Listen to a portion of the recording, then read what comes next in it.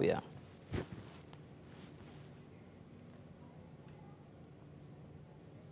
कर्जत जामखेडचे आमदार रोहित पवार हे सध्या महाराष्ट्रभर फेक नेरेटिव्ह सेट करण्याचा जो प्रयत्न करत आहेत त्याचाच भाग म्हणून विधान परिषदेचे सभापती माननीय राम शिंदे साहेब यांच्यावर आज त्यांनी हा चुकीचा आरोप केलेला असून हा आरोप पूर्णपणे निराधार आहे।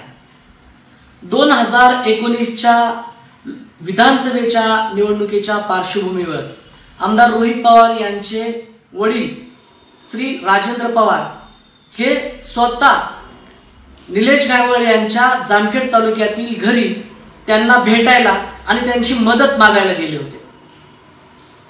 त्यानंतर महाविकास आघाडीचं सरकार आल्यानंतर सौ सुनंदाताई पवार यांच्या एका जाहीर कार्यक्रमात निलेश गायवळ यांची हजेरी लागली होती। एवढंच नव्हे तर सुनंदाताई पवार यांनी जाहीर भाषणात निलेश गायवळ यांचं कौतुकही केलं होतं आणि आमदार रोहित पवार यांचे सुद्धा निलेश गायवळ यांच्याबरोबर संबंध होते, परंतु त्यांचं काय बी नसलं, त्यांच्यात काय बिघडलंय हे आम्हाला माहित नाही।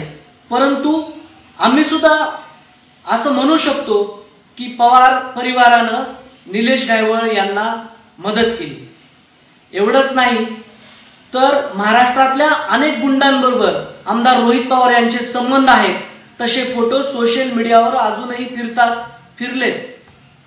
त्यामुळं विधान परिषदेचे सभापती माननीय राम शिंदे साहेब यांच्यावर जो आमदार रोहित पवार यांनी आरोप केला आहे तो बिनबुडाचा आरोप असून तो साफ चुकीचा आहे। विधान परिषदेचे तेव्हा जो आरोप करण्यात आलेला आहे तो बिनबुडाचा असल्याचं भाजपकडून सांगण्यात आलेलं आहे। सचिन पोटे जे भाजपचे जिल्हा उपाध्यक्ष आहेत अहिल्यानगरचे, त्यांनी सांगत आता राम शिंदे यांच्यासोबतचे जे व्हिडिओ आहेत त्यावरून जे होणारे आरोप आहेत ते बिनबुडाचे असल्याचं म्हणत आरोप फेटाळून लावलेले आहेत। दरम्यान आता जे काही व्हिडिओ व्हायरल झालेले आहेत, जो गुंड